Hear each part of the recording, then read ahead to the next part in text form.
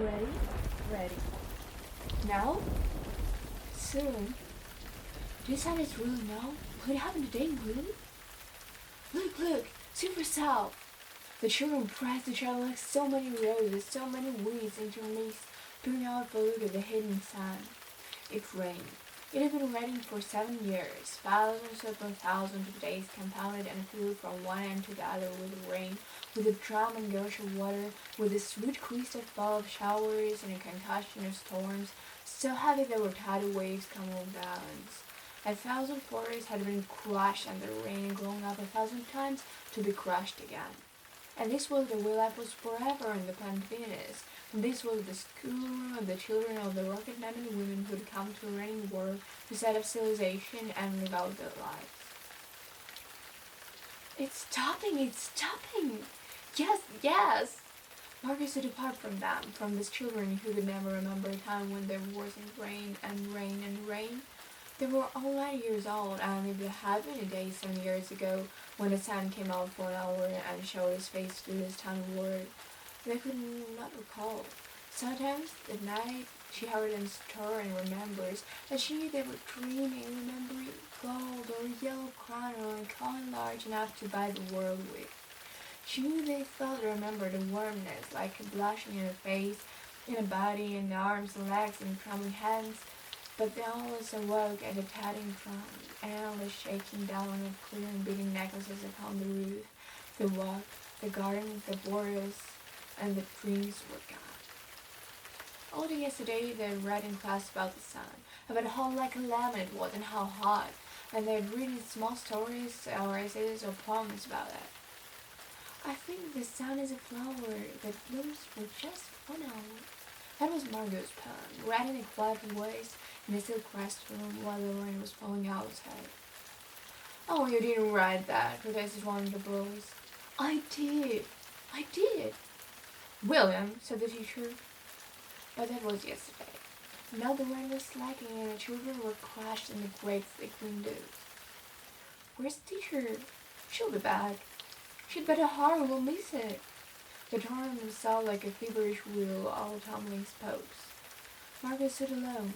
She was a very frail girl who looked as if she had been lost in the rain for years, and the rain had washed out the blue from her eyes, and the red from her mouth, and the yellow from her hair. She was an old photograph, dusted from her elbow, but in a way, and if she spoke with all her voice, would be a ghost. Now she stood, separate, staring at the rain and the loud wet world beyond the huge clouds. What are you looking at? Said William. Margaret said nothing. Speak when you're spoken to. He gave her a shove, but she didn't move.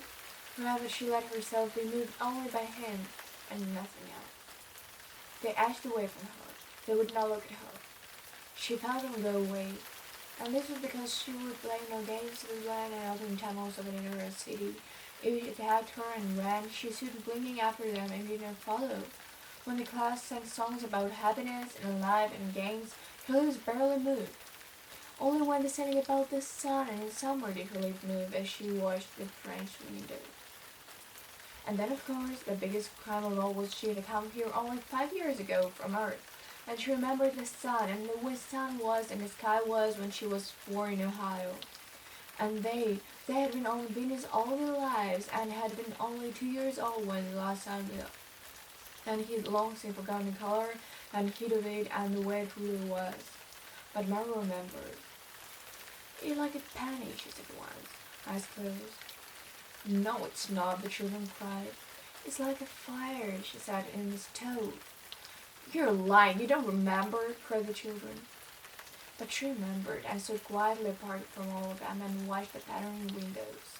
And once, a moment ago, she refused to shower in the school shower rooms, had clutched her hands to her ears and over her head, screaming the water mustn't touch her head. So after that, dimly she sensed it. She was different, and they knew her difference and kept away. They were stuck, and the father and mother were taking her to Earth next year, and it seemed vital to her that they do so without returning the love of $1,000 to her family. And so the children had her for all these reasons, big and little consequences.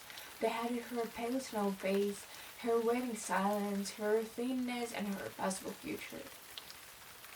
Get away, the boy gave her another push. What are you waiting for? Then, for the first time, she turned to look at him, and what she was waiting for was in her eyes. Well, then what here? Cried the boy savagely. You won't see nothing. Her lips moved. Nothing, he cried. It was all a joke, wasn't it? He turned to the other children. Nothing's happening today, is it? They all blinked at him, and then, understanding, laughed and shook their heads. Nothing, nothing. Oh, but, Margaret whispered, her eyes helpless. But this is the day the sun is predict. They say they know the sun. All a joke, said the boy and seized her roughly. Hey, everyone, let's put her in the closet before teacher comes. No, said Margaret, calling back, disturbed about her, cut her up and wore her, protesting, and her bleeding and then crying back into a tunnel, a room, a closet where they slammed and locked the door. They stood looking at the door and saw her tremble from her beating and throwing herself against it. They heard her muffled cries. Then, smiling, they turned and went out and back down the tunnel, just as the teacher arrived. Ready, children? She glanced at her watch. Yes, said everyone. Are you all here? Yes. The rain slackened still more. They crowded to the huge door. The rain stopped. It was as if in the midst of the film concerning an avalanche and tornado or hurricane of the volcanic eruption, something had first gone wrong with the sound apparatus, thus muffling and finally cutting off all noise, all the blasts and repercussions and thunders, and then second ripped the film from the projector and inserted in its place a peaceful tropical slide which didn't move or tremor. The world ground to a standstill. The silence was so immense and unbelievable that if you felt if your ears had been stopped or you lost your hearing altogether. The children put their hands to their ears. They stood apart. The doors slid back and the smell of the silent what in the world came to them. The sun came out. It was the color of flaming bronze and it was very large, and the sky around it was blazing blue tile color, and the jungle burned with sun as the children, released from the spell, rushed out, yelling into the springtime.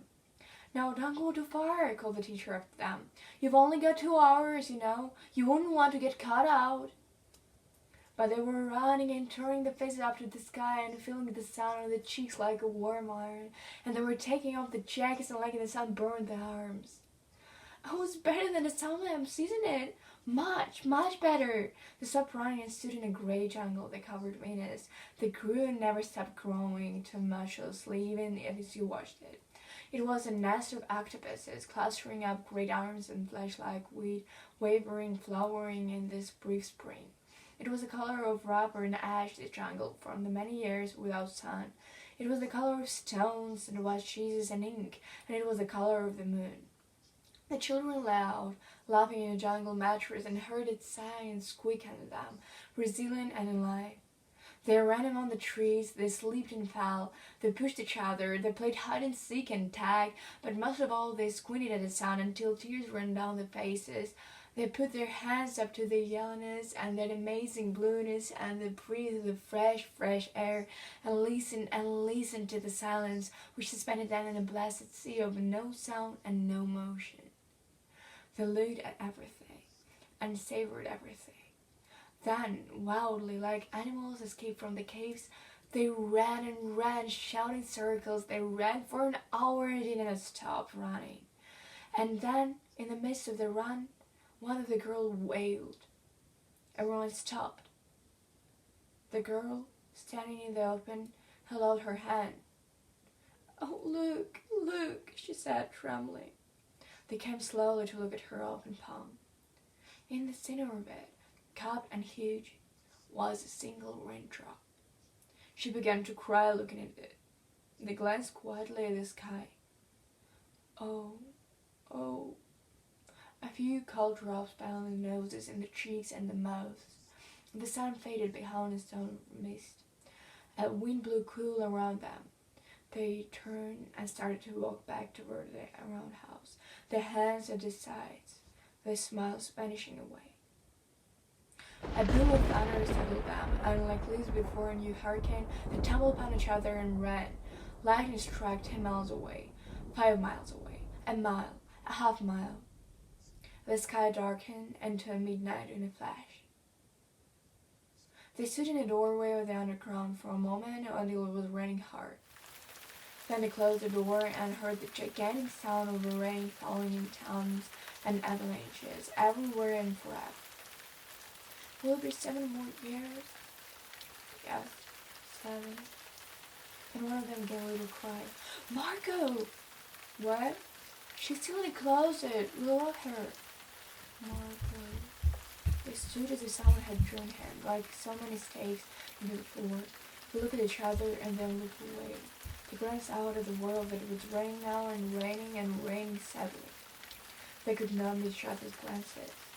The faces were solemn and pale. They looked at their hands and laid their faces down. Marco, one of the girls said, well, no one knew. Come on, whispered the girl. They walked slowly down the hall and the sound of cloud rain. They turned from the doorway to the room and the sound of the storm and thunder, flooding on their faces, blew and terrible. They walked over the closet door slowly and stood by it. Behind the closet door was only silence. Then locked the door even more slowly and let it not go.